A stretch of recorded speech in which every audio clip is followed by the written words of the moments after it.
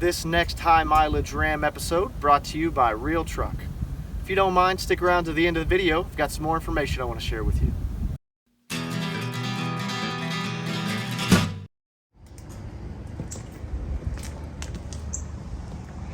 Boy, can't even see the filter. I think she's in there. I hope she's in there. She's in there. Welcome back to Truck Central. I'm Mr. Justin Wheeler, and this is my 2019 Ram 1500 Limited High Mileage Edition. Now, as you know, it's not just the Ram that is getting to the high mileage territory, or it's well beyond it. The parts, mods, upgrades that I've done to it as well, in my opinion, classifies high mileage. So I did want to review some of the stuff that we have installed on the truck in the last 100-ish thousand miles, talk about what has held up well, what hasn't held up well, and maybe what some future potential mods or upgrades might be. Now, I did do an update on these last year when they were still relatively new, and at that point everything had worked out pretty well, but I didn't really have a chance to really make a official assessment on what I like and maybe what I don't like. So with that, we will start here with the elephant in the room. This is the filter, the oiled filter for the SMB intake, the mod that we did, oh gosh, I don't even remember when it was, early last year I believe. So you can see here, it's pretty filthy. That's what you would expect. I did not service this thing for over 50,000 miles, and I know that is probably not responsible on my part. But the truck was running great. And what's nice about the clear cover on the SMB intake, aside from the fact that it just kind of looks cool, is that you can, when you pop the hood, you can just look in there and see, hey, it ain't that dirty yet. Now I have to like take a chisel and knock the dirt and mud off the outside of it. But once you get through that dirty layer, you see right into the enclosure, and it hasn't been bad. Now, one thing to note, if you do the same thing, you take a little peep, say it's good and keep rolling, it's always nastier on the bottom. So if it starts to look like this caked on stuff on top, the bottom is probably real bad. So anyway, these filters have held up really well. One thing that I recently did when I pulled this out the other day, I went ahead and got a paper air filter replacement. So they've got these that are that you can maintenance and reuse, clean them, oil them, put them back in, and they got the paper ones that are, you know, disposable. And what I decided to do was to keep one of those with me so that whenever I clean this one, I can properly let it dry out, properly oil it, and put it back in. So I just made that swap the other day. I didn't want to clean this yet until I kind of showed you what it looked like after 50,000 miles. But the intake has been working really well. Really pleased with that so far.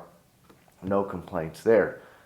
You may recognize this fella. This is the factory hub, and the reason I have this out is I wanted to show you, kind of demonstrate some wheel spacer conversation I wanted to have. All right, so we've got two different spacers here. We have a 1/4-inch non-hub centric spacer, aluminum, and then we have a 2-inch hub centric aluminum spacer. They do the exact same thing. They make your wheels stick out. And people do that for a couple different reasons. Either they think it looks cool, and sometimes it does. And sometimes they do it for clearance issues. They want to run a wider wheel or tire, and they don't want to rub. Sometimes this will get you there. Sometimes that's not the answer. So we got both of these. I've been running the 1/4-inch, not because I like to be modest and I don't like to show my tread, mostly because these 2-inch hub-centric units, there was a slight problem with them, and let me demonstrate that. So here is a factory hub and the factory studs. And I know the rotor is missing, so bear with me. We'll have to add a 1/2 inch or so. You can see that the factory hub studs extend out beyond the face of the spacer. Now, even with the rotor on, there was about a 1/4 inch that stuck out. What that means is, and this may not be a problem for everybody, with my specific wheel setup, that did not allow the factory wheels to mate flush or set flush on the adapter or spacer. which means I couldn't run them. They are really nice. This hub-centric design makes it super quick and easy. I mean, you could do something real silly and spacer, but that's probably not good procedure. But anyway, so these are really high quality. I really wanted to use them. You have a couple options though. If you do want to run one like this and you run into the same issue where the factory wheel studs from the hub do not allow your wheels to fit properly against the spacer, you can pop these studs out and get shorter ones.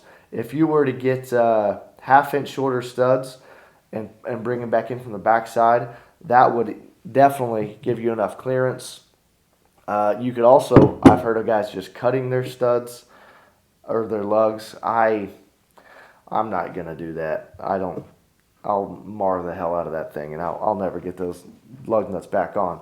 But so you do have a couple options if you want to run that. These do seem really high quality. I may eventually go through and pop those out with some shorter ones so I can give these a shot. All right, so let's talk about what's not on the table. The bed cover. I haven't really given you guys an update on the Retrax bed cover we're using. So far, it has held up really well. Now, Retrax makes a couple different kinds of bed covers. They make the ones that are metal, and they make the ones that are a little thinner, and the little panels are a little narrower, out of plastic. I don't know the exact appropriate name of the plastic, but you know what I mean. It has been holding up really well. I was a little concerned when I installed it that, hey, this is just a plastic bed cover, it's going to hold up. And it really has. One thing that I found out that I like about it, more than the soft rolling bed cover, is that for cargo securement, when I'm hauling long lumber, so say you go pick up a 2x4, 8 foot long, 10 foot long, whatever, and you stack them, you put them in your bed, and you lay them up against your tailgate. Historically, I mean, my whole life, I would literally run a strap over, I tie a rope. With that bed cover, what I do is I run it up against the wood, I pull it tight, and then I lock it. Because that bed cover can lock in any position along that rail, it can actually hold tension on an object, and it actually holds it better than when I just run a strap or a rope. So for kind of a unorthodox cargo securement, it works really well, and that's probably my favorite thing about it. Obviously, it does look good. It's clean. I like that. Now, a couple downsides to this bed cover. One thing that I don't like, that I just really didn't key in on early on the install video, was that the locking mechanism is on the outside. With the soft rolling bed cover I had before that I really like, even though it's cheap, I'm a huge fan of those.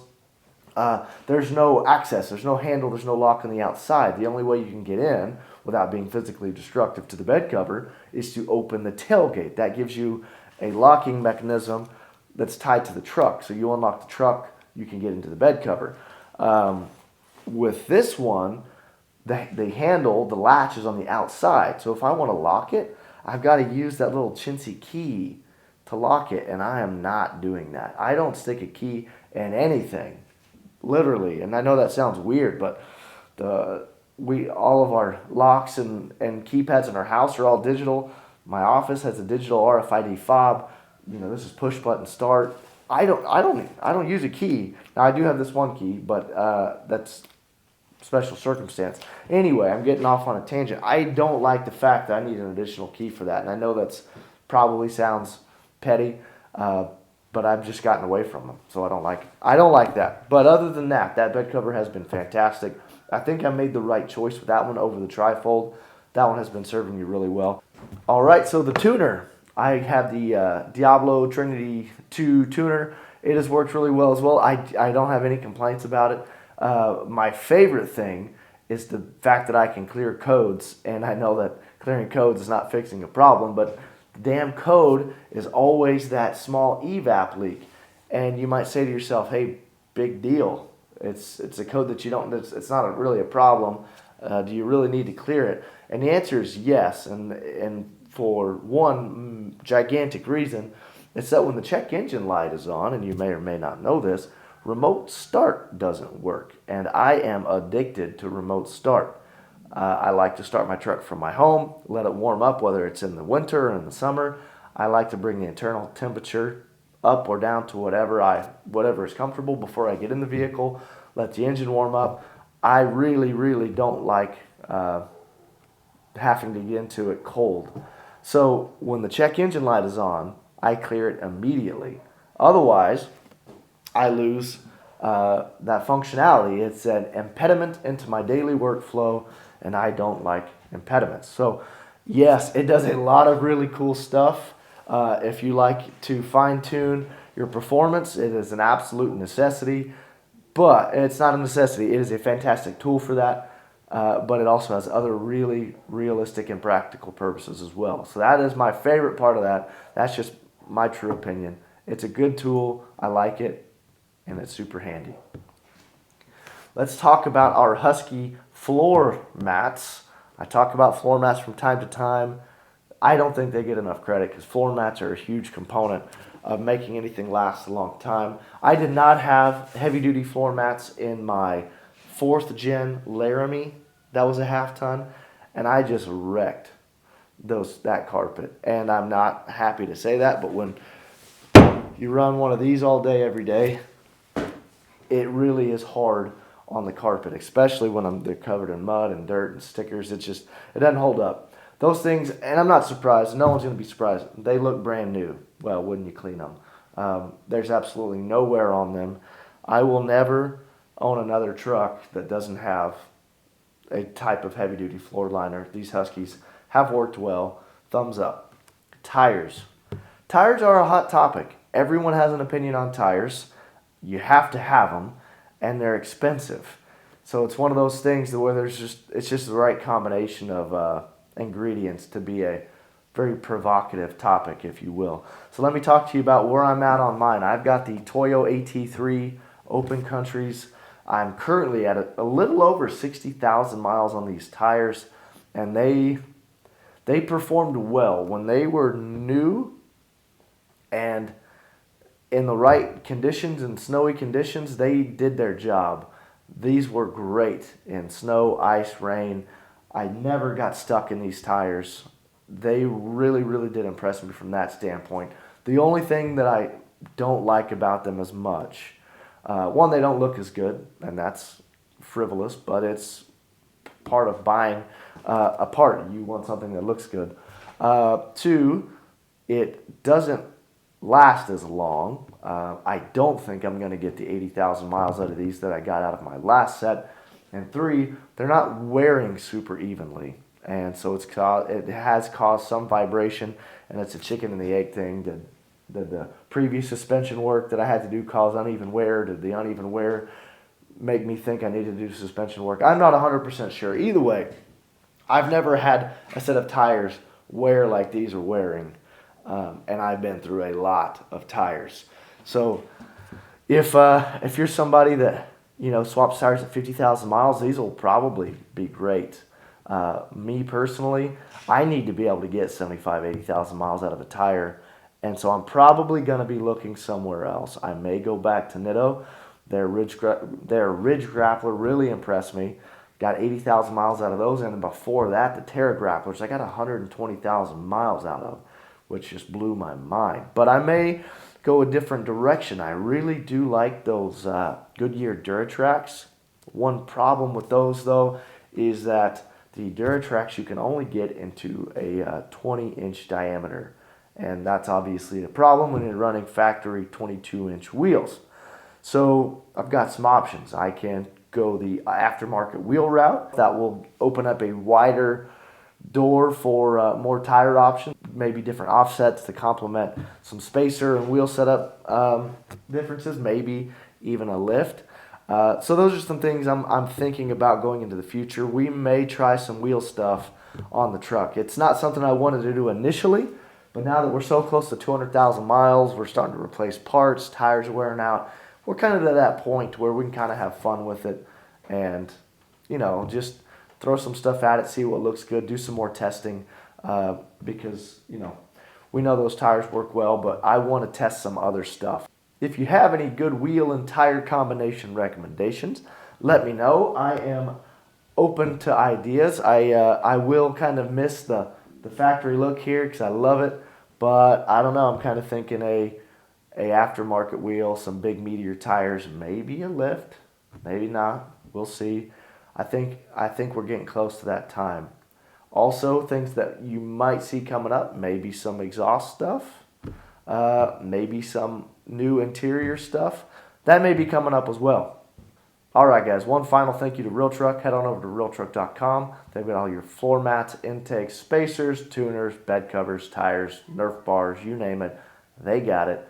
Leave me a comment down below. You know I look forward to talking to you. And as always, thanks for watching.